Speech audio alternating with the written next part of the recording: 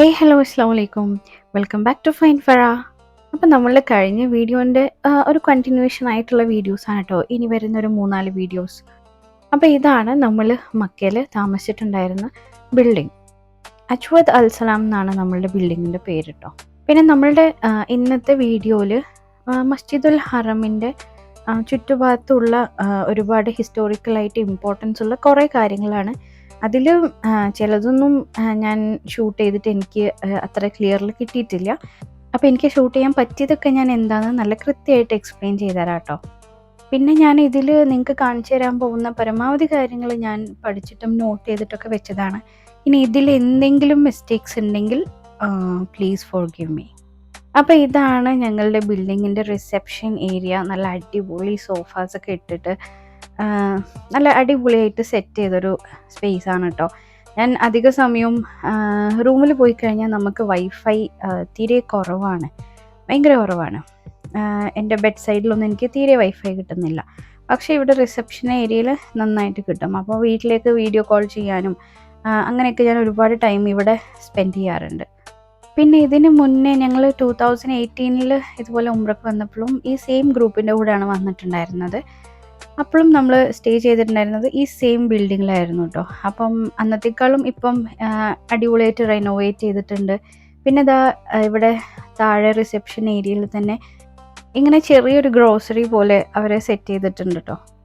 പക്ഷേ ഇവിടുത്തെ ഒരു കാര്യം എന്താണെന്ന് വെച്ചാൽ നമ്മൾക്കിപ്പം ഒരു സാധനം വാങ്ങിക്കാൻ, ഒരു ചോക്ലേറ്റ് വാങ്ങിക്കുകയാണെങ്കിൽ, ഇപ്പോൾ നമ്മളൊരു സ്നീക്കേഴ്സ് വാങ്ങിക്കുകയാണെങ്കിൽ അത് നിങ്ങൾ പുറത്തെ ഗ്രോസറിയിൽ വേറെ പ്രൈസ് ആയിരിക്കും, ഇവിടെ അകത്തുള്ള ഗ്രോസറിയിൽ വേറെ പ്രൈസ് ആയിരിക്കും. ഇവിടുത്തെ ഇതിൻ്റെ പ്രൈസിനൊന്നും ഇവിടെ ഒരു സ്റ്റാൻഡർഡൈസേഷൻ ഇല്ല. നമ്മളെ നാട്ടിൽ MRP ഉള്ള പോലെ ഇവിടെ ഈ ഒരു പ്രൈസിനാണ് ഇത് സെയിൽ ചെയ്യാന്നുള്ള ഒരു സ്റ്റാൻഡർഡൈസേഷൻ ഇല്ല.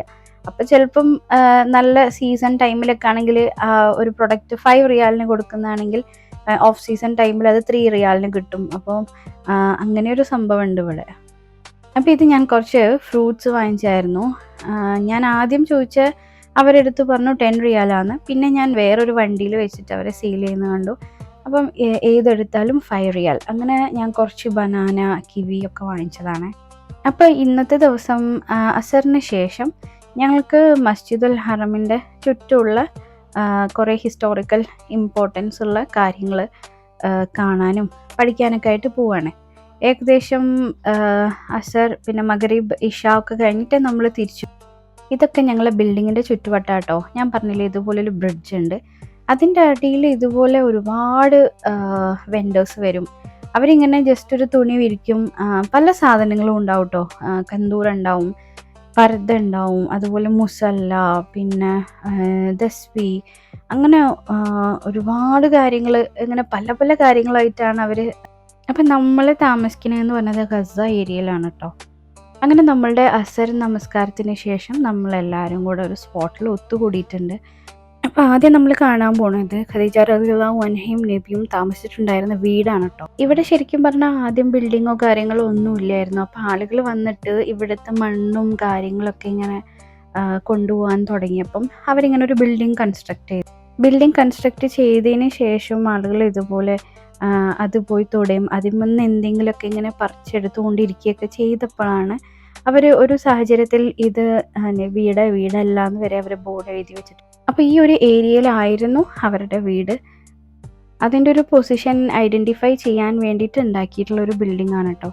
ഇതിൻ്റെ നേരെ ഓപ്പോസിറ്റ് ആയിട്ടാണ് അബൂജഹലിൻ്റെ വീട്. ഇത് ഇവിടുത്തെ വാഷ്റൂമാണ്, ബാത്റൂമാണ്. അപ്പോൾ അബൂജഹലിൻ്റെ വീട് ഉണ്ടായിരുന്ന സ്ഥലത്ത് ഇപ്പോൾ ഒരു ബാത്റൂമാണ് അവർ കൺസ്ട്രക്ട് ചെയ്തിട്ടുള്ളത്. ഈ ഡോറിൻ്റെ ബാക്കിലായിട്ടാണ് നമ്മൾ സഹി കഴിഞ്ഞിട്ട് പുറത്തേക്ക് ഇറങ്ങുന്ന മറുവ ഡോർ. പിന്നെ ഇവിടേക്കുള്ള എല്ലാ ഡോസിനും നമ്പേഴ്സും ഉണ്ട്, അതുപോലെ പേരുകളും ഉണ്ട്. ഇതാണ് ബനി ഷൈബ ഡോർ നമ്പർ 23 ആണിത്. ഇതിൻ്റെ കുറച്ച് അപ്പുറം തന്നെ ഗേറ്റ് നമ്പർ 20 ആണ് ബാബ് അബ്ബാസ്. അതായത് അവിടെയായിരുന്നു അബ്ബാസ് റളിയല്ലാഹു അൻഹുയുടെ വീട്. അപ്പം നമ്മൾ കുറേ ദൂരെ നിൽക്കുന്നതുകൊണ്ട് പരമാവധി എനിക്ക് പറ്റുന്നതൊക്കെ ഞാൻ ഷൂട്ട് ചെയ്തിട്ടുണ്ടായിരുന്നു. മാത്രമല്ല ചിലത് വിട്ടുപോയിട്ടുണ്ട്. ഈ ഒരു ഭാഗത്തായിട്ടാണ് അന്ന് മക്കയിലൊരു ക്രെയിൻ അപകടം ഉണ്ടായിരുന്നല്ലോ. ആ ക്രെയിൻ വന്ന് തട്ടിയിട്ട് ഇവിടെ പള്ളീൻ്റെ മുകളിൽ മാർബിളിൻ്റെ അവിടെ ഒരു അത് നോക്കുമ്പോൾ വളരെ വ്യക്തമായിട്ട് കാണാം. പക്ഷേ ഞാൻ ക്യാമറയിൽ ഷൂട്ട് ചെയ്തപ്പോൾ എനിക്ക് അത്ര ക്ലിയർ ആയിട്ട് കിട്ടിയിട്ടില്ല. അപ്പോൾ മസ്ജിദുൽ ഹറമിൻ്റെ ചുറ്റുഭാഗം ഒരുപാട് റിനോവേഷനും കാര്യങ്ങളും എക്സ്റ്റൻഷനും നടന്നിട്ടുണ്ട്. പക്ഷേ ഈ ഒരു ഏരിയ മാത്രം അവർ തൊട്ടിട്ടേ ഇല്ല. അവർ ഫുള്ളി ആൻഡ് ഫുള്ളി അത് പ്രിസർവ് ചെയ്തതാണ്. അതുകൊണ്ട് തന്നെ ഏറ്റവും കൺജഷൻ ഉള്ള ഒരു ഏരിയ ആണ് കേട്ടോ അത്. ഈ ഏരിയയിൽ നിന്ന് ഏകദേശം 28ഓളം ഉറവകൾ സംസമിൻ്റെ കിണറിലേക്ക് പോകുന്നൊരു പ്രധാനപ്പെട്ട സ്ഥലമാണ്. അടുത്തതായിട്ട് ഈ കാണുന്നതാണ് ബാബ് ഇസ്മായിൽ. ഇത് ഡോർ നമ്പർ 10 ആണ്. മസ്ജിദുൽ ഹറമിലേക്ക് മയ്യത്ത് നമസ്കാരത്തിനായിട്ട് മയ്യത്തുകൾ കൊണ്ടുവരണേയും അതുപോലെ കൊണ്ടുപോകണയൊക്കെ ഒരു ഡോറാണ് കേട്ടോ ഇത്. ഓരോ നമസ്കാരത്തിന് ശേഷം നമ്മൾ ഇവിടെ വന്ന് നിന്നാലും മയ്യത്തുകൾ കൊണ്ടുവരുന്നതും കൊണ്ടുപോകണൊക്കെ കാണാൻ പറ്റും കേട്ടോ. അതും പല ടൈപ്പ് മയ്യത്തുകൾ നമുക്ക് കാണാൻ പറ്റും കേട്ടോ. ചെറിയ മക്കളുടെ ഉണ്ടാവും, അതുപോലെ തന്നെ പച്ച കളറ് തുണി കൊണ്ട് മൂടിയതാണെങ്കിൽ അത് സ്ത്രീകളുടേതായിരിക്കും.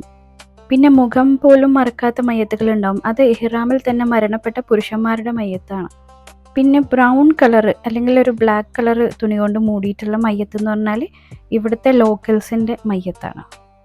അപ്പോൾ അവിടെ നിന്ന് കുറച്ചും കൂടെ മുന്നോട്ട് നടന്നു കഴിഞ്ഞാൽ ഈ ഒരു ഡോറിലൂടെയാണ് നമ്മൾ ഇമാം ഹറമിൻ്റെ അകത്തേക്ക് കയറുന്നത്. ഇതാണ് സഫ പാലസിൻ്റെ ഡോർ കേട്ടോ. ഈ ഒരു ഡോറിൻ്റെ അകത്ത് കൂടെ വന്നിട്ടാണ് അവർ നേരെ ഓപ്പോസിറ്റുള്ള ഈ ഒരു ഡോറിലൂടെ ഹറമിൻ്റെ അകത്തേക്ക് കയറാം.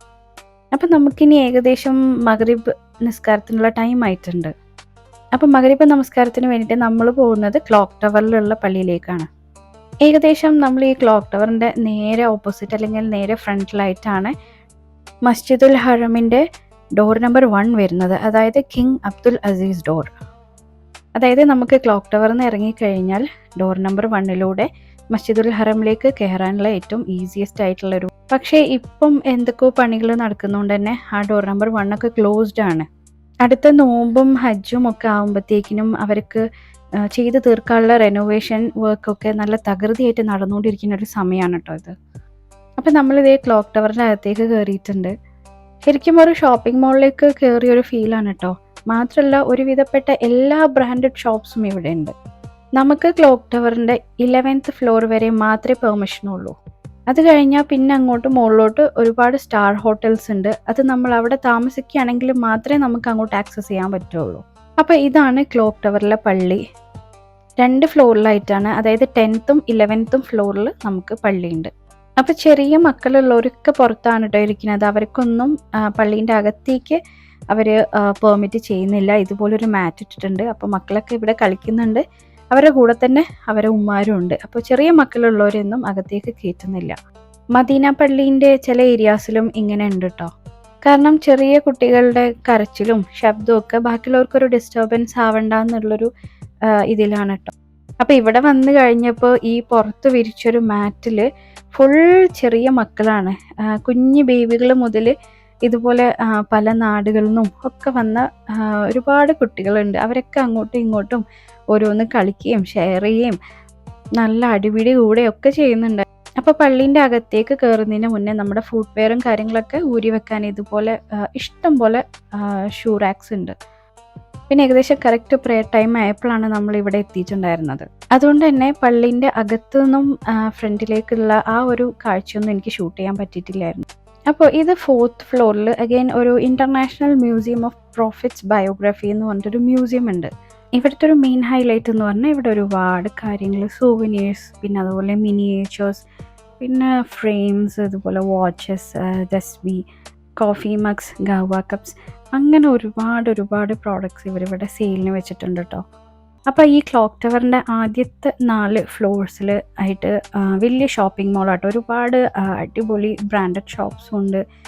പിന്നെ എൻ്റെ ഓർമ്മ ശരിയാണെങ്കിൽ 3rd and 4th ഫ്ലോറിൽ വലിയ ഫുഡ് കോർട്ടും പിന്നെ ഒരുപാട് അടിപൊളി റെസ്റ്റോറൻറ്റ്സ് ഒക്കെ ഉണ്ട് കേട്ടോ. ക്ലോക്ക് ടവറിന് മൊത്തം 120 ഫ്ലോർസാണ്. ഈ ക്ലോക്ക് ടവറിൽ ടോട്ടലായിട്ട് നമുക്ക് 7 ടവറുകളാണ് വരുന്നത്. മാത്രമല്ല ക്ലോക്ക് ടവറിൽ ഏകദേശം 16ഓളം ലിഫ്റ്റുകളുണ്ട് കേട്ടോ. അതിൽ ഓരോ ലിഫ്റ്റിലും ഓൾമോസ്റ്റ് ഒരു 50 പീപ്പിളിനെ അക്കോമഡേറ്റ് ചെയ്യാനും പറ്റും. ക്ലോക്ക് ടവറിന് ജനറേറ്റ് ചെയ്യുന്ന കംപ്ലീറ്റ് ഫണ്ടും മസ്ജിദുൽ ഹറമിൻ്റെയും മസ്ജിദുൽ നബവിൻ്റെയും പ്രവർത്തനത്തിന് വേണ്ടിയിട്ടാണ് ഉപയോഗിക്കുന്നത്. അപ്പോഴേക്കും ഇഷാ നമസ്കാരത്തിൻ്റെ ടൈം ആയിട്ടോ. അങ്ങനെ നമ്മൾ വീണ്ടും 10th ഫ്ലോറിലേക്ക് തന്നെ കയറി. അവിടെ നിന്ന് തന്നെ നമ്മൾ ഇഷാ നമസ്കാരം. അപ്പോൾ ഈ കാണുന്നൊരു ഏരിയയിലാണ് അബൂബക്കർ സിദ്ദീഖ് റളിയല്ലാഹു അൻഹുയുടെ വീട് കേട്ടോ. ഇവിടെ നിന്നാണ് നബി സല്ലല്ലാഹു അലൈഹി വസല്ലം അബൂബക്കർ സിദ്ദീഖ് റളിയല്ലാഹു അൻഹും മദീനയിലേക്ക് ഹിജറ പോയിട്ടുണ്ടായിരുന്നത്. അപ്പോൾ ഇനി നമ്മൾ പോണത് കിങ് അബ്ദുള്ള എക്സ്പാൻഷൻ സൈഡ് കാണാനായിട്ടാണ്. നമ്മൾ ശരിക്കും ഇഷാ നമസ്കരിക്കാൻ വേണ്ടിയിട്ട് കിങ് അബ്ദുള്ള എക്സ്പാൻഷനിൽ എത്താന്നുള്ള പ്ലാനിലായിരുന്നു. പക്ഷെ അപ്പോഴത്തേക്കും പ്രെയർ ടൈം ആയതുകൊണ്ട് തന്നെ നമ്മൾ ക്ലോക്ക് ടവറിൻ്റെ അകത്ത് നിന്ന് തന്നെ കേട്ടോ ഇഷാ നമസ്കരിച്ചത്. ഇപ്പം ശരിക്കും നമ്മൾ താമസിക്കുന്ന ഒരു ഏരിയൻ്റെ ഏകദേശം നേരെ ഓപ്പോസിറ്റ് സൈഡ് എത്തിയിട്ടുണ്ട്. ഈ ഏരിയയിൽ ഒരുപാട് വലിയ വലിയ ഹോട്ടൽസ് ഉണ്ട് കേട്ടോ. ക്ലോക്ക് ടവർ കൂടാണ്ട് തന്നെ വേറെയും ഇഷ്ടം പോലെ ഹോട്ടൽസ് ഉണ്ട്. അതൊക്കെ ത്രൂ ഔട്ട് ദി ഇയർ എപ്പോഴും ഫുള്ളാണ് കേട്ടോ ബുക്കിങ്സ് ഒക്കെ. അതിലും തന്നെ ഏറ്റവും കൂടുതൽ ഡിമാൻഡ് വരുന്നത് നോമ്പിൻ്റെ സമയത്താണ്. അപ്പം ഇതാണ് കിങ് അബ്ദുള്ള എക്സ്പാൻഷൻ്റെ ഇൻറ്റീരിയർ. ഇവിടെ ഏറ്റവും കൂടുതൽ എക്സ്പാൻഷൻ നടന്നിട്ടുള്ളൊരു ഏരിയ ആണ് ഈ കിങ് അബ്ദുള്ള എക്സ്പാൻഷൻ. മാത്രമല്ല ഇവിടുത്തെ എക്സ്പാൻഷൻ വർക്കും കാര്യങ്ങളൊന്നും ഇതുവരെ തീർന്നിട്ടില്ല, ഇപ്പോഴും ഗോയിങ് ഓൺ ആണ്. പിന്നെ ഏതാനും കുറച്ച് മാസങ്ങൾക്ക് ശേഷം റംസാൻ ആയതുകൊണ്ട് തന്നെ റംസാനിലേക്കുള്ള തകൃതിയായിട്ടുള്ള റെനോവേഷൻ വർക്ക്സും കാര്യങ്ങളൊക്കെ നടന്നുകൊണ്ടിരിക്കുകയാണ്. ഞാൻ അവസാനമായിട്ട് ഇവിടെ വന്നിട്ടുണ്ടായിരുന്നത് 2024 റംസാനിന് അവസാനത്തെ 10 അപ്പം ആ ഒരു സമയത്തൊരു വ്യത്യാസം എന്ന് പറഞ്ഞാൽ ഇങ്ങനത്തെ ഒരു സ്പേസ് നമുക്ക് കാണാൻ പറ്റില്ല കേട്ടോ. എത്രത്തോളം അവർ എക്സ്പാൻഡ് ചെയ്തിട്ടുണ്ടോ അത്രയും ഏരിയ ആളുകളെ കൊണ്ട് നിറഞ്ഞിട്ടുണ്ടാവും. മാത്രമല്ല ഇപ്പം ഹറമിൻ്റെ എല്ലാ ഡോറുകളൊന്നും അവർ ഓപ്പൺ ചെയ്യൂല. പക്ഷേ നോമ്പിൻ്റെയും ഹജ്ജിൻ്റെയും ഒക്കെ ടൈമിൽ ഓൾമോസ്റ്റ് എല്ലാ ഡോറുകളും ഓപ്പൺ ആയിരിക്കും കേട്ടോ. ശരിക്കും നമ്മൾ അല്ലാത്ത സമയത്ത് ഇവിടെ വരുന്ന ഫീലും അല്ലെങ്കിൽ നോമ്പിനോ ഹജ്ജിനോ ആയിട്ട് വരുന്ന ആ ഒരു ടൈമിലെ ഫീലും ഭയങ്കര ഡിഫറെൻ്റ് ആണ്. അപ്പോൾ അവസാനമായിട്ട് നമ്മൾ കാണാൻ പോയ സ്ഥലം ഇതാണ്. ജാഹിലിയ കാലത്ത് പെൺകുട്ടികളെ ജീവനോടെ കുഴിച്ചു മൂടിയ സ്ഥലമാണിത്. അതുകൊണ്ട് തന്നെ ഇവിടെ ഈ ഒരു ഏരിയയിൽ ഒരു തരത്തിലും ഉള്ള എക്സ്പാൻഷനോ കൺസ്ട്രക്ഷനോ ഒന്നും ചെയ്തിട്ടില്ല കേട്ടോ. ആ ഭൂമി എങ്ങനെയാണ് അതുപോലെ തന്നെ ഉണ്ട് അവിടെ. അങ്ങനെ ഇതോടുകൂടെ നമ്മൾ ഇന്നത്തെ ദിവസം വൈൻഡപ്പ് ചെയ്തു. അങ്ങനെ മസ്ജിദുൽ ഹറമിൻ്റെ ചുറ്റുള്ള ഹിസ്റ്റോറിക്കലി ഇമ്പോർട്ടൻ്റ് ആയിട്ടുള്ള എല്ലാ സ്ഥലങ്ങളും ഞങ്ങളന്ന് കവർ ചെയ്തു. അപ്പം നമ്മൾ താമസിക്കുന്ന ബിൽഡിങ് ഇതിൻ്റെ നേരെ ഓപ്പോസിറ്റ് ആയതുകൊണ്ട് തന്നെ നമുക്ക് അത്യാവശ്യം തിരിച്ച് നടക്കാനുണ്ട്. അപ്പോൾ എല്ലാവരും ടയേർഡ് ആയതുകൊണ്ട് തന്നെ നമ്മൾ 4-5 പേര് അങ്ങനെ ടാക്സി വിളിച്ച് തിരിച്ച് റൂമിലേക്ക് പോവുകയാണ് ചെയ്തത്. അപ്പം ഞാൻ എൻ്റെ ആദ്യത്തെ വീഡിയോയിൽ പറഞ്ഞ പോലെ ഇതെപ്പോഴും ഒരു കണ്ടിന്യൂവേഷൻ വീഡിയോ ആയിരിക്കും. ഈ വീഡിയോൻ്റെ ബിഗിനിങ്ങിൽ ഞാൻ നമ്മുടെ ബിൽഡിങ്ങും അതുപോലെ റിസപ്ഷനും ലോഞ്ചൊക്കെ കാണിച്ചു തന്നിട്ടുണ്ടായിരുന്നല്ലോ. അപ്പോൾ ഈ വീഡിയോൻ്റെ അവസാനത്തേക്ക് നമ്മളെ മെസ് ഹോളും കാര്യങ്ങളൊക്കെ കാണിച്ചു തരാൻ വിചാരിച്ചു കേട്ടോ. നമ്മുടെ ബിൽഡിങ്ങിലേ ഇതുപോലെ 3 ലിഫ്റ്റുകളുണ്ട്. അതിൽ മെസൈൻ ഫ്ലോറിലാണ് നമ്മളെ മെസ് ഹോൾ വരുന്നത്. ഈ ബിൽഡിങ്ങിൽ താമസിക്കുന്ന എല്ലാവർക്കുള്ള ഫുഡ് ഇവിടെയാണ് ഉണ്ടാവുക. അതിൽ തന്നെ പല നാട്ടുകാരുണ്ടാവും. ഞങ്ങളുള്ള സമയത്ത് ചെന്നൈയിൽ നിന്ന് ആളുകളുണ്ടായിരുന്നു, ഇന്തോനേഷ്യൻസ് ഉണ്ടായിരുന്നു, ഈജിപ്ഷ്യൻസ് ഉണ്ടായിരുന്നു. എല്ലാവർക്കും അവരെ നാട്ടിലെ ഫുഡ് എന്താണോ അത് തന്നെ കേട്ടോ ഉണ്ടാവുക. നമുക്ക് നമ്മളെ കേരള ഫുഡായിരുന്നു എപ്പോഴും. പൊറോട്ട, ദോശ, ചപ്പാത്തി, ഉച്ചയ്ക്ക് ആണെങ്കിൽ നല്ല ചോറ്, കറികൾ, ഉപ്പേരി, അപ്പം അങ്ങനെയൊക്കെയാണ് കേട്ടോ ഫുഡ് ഉണ്ടായിരുന്നത്. പിന്നെ ഹോട്ട് വാട്ടറും ഇതുപോലെ ചായപ്പൊടി, പഞ്ചസാര, പാൽപ്പൊടി അതെപ്പോൾ വേണമെങ്കിലും നമുക്ക് പോയിട്ട് അവിടെ നിന്ന് ചായയൊക്കെ ഉണ്ടാക്കി കഴിക്കാം. അപ്പം ഞാൻ ശരിക്കും പറഞ്ഞാൽ മെസ് ഹോൾ ഷൂട്ട് ചെയ്യാൻ മറന്നിട്ടുണ്ടായിരുന്നു. അങ്ങനെ ഒരു ദിവസം ബ്രേക്ക്ഫാസ്റ്റ് കഴിക്കാൻ പോയപ്പോഴാണ് മെസ് ഹോളും കാര്യങ്ങളൊക്കെ ജസ്റ്റ് ഷൂട്ട് ചെയ്ത് നിങ്ങളെയും കാണിക്കാമെന്ന് വിചാരിച്ചത്. അപ്പോൾ നമ്മളുടെ ഇന്നത്തെ വീഡിയോ ഇത്രയേ ഉള്ളൂ. വീഡിയോ എല്ലാവർക്കും ഇഷ്ടമെങ്കിൽ ഒന്ന് ലൈക്ക് ചെയ്യണം, പിന്നെ ഷെയർ ചെയ്യണം, മറക്കാണ്ട് ഒന്ന് സബ്സ്ക്രൈബ്.